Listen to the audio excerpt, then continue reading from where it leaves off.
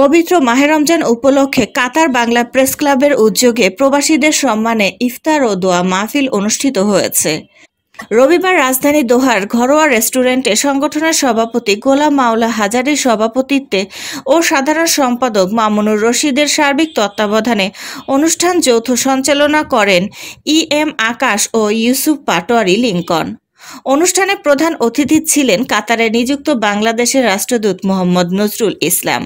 বিশেষ অতিথি ছিলেন BCQর প্রেসিডেন্ট ইঞ্জিনিয়ার আনোয়ার হোসেন আকন, সাধারণ সম্পাদক আমিন রসুল সাইফুল, আল জাজিরা টিভির সিরিয়া প্রতিনিধি নার্গিস ওবাইদি, বিশিষ্ট ব্যবসায়ী সাইফুল ইসলাম সাগর CIP, M শাখাওয়াত খান CIP, হবি রহমান, মোহাম্মদ নজরুল ইসলাম, কমিউনিটি নেতা সৈয়দ আনা মিয়া।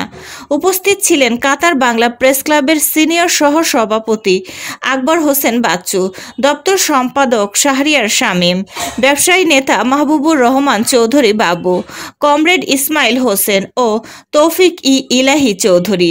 শেষে ইফতার পূর্বক মধ্যপ্রাচ্য সহ বিশ্বের মুসলিম উম্মার শান্তি কামনা করে দোয়া ও মোনাজাত করা হয়। বিস্তারিত দেখুন কাতার থেকে আকবর হোসেন বাচ্চুর প্রতিবেদনে।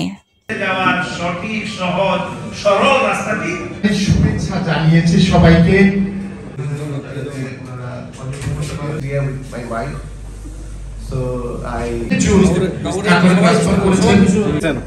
আমাদের সংগঠনের সম্মানিত সভাপতি জনাব, উপস্থিত সম্মানিত সভাপতি,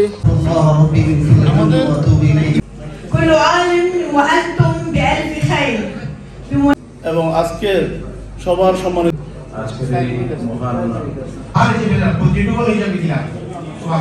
মুহাম্মদুর রাসূলুল্লাহ জিকির বেশি করা, আমাদের রোজার খাওয়া 1 নম্বরটা খাওয়া যাচ্ছে না।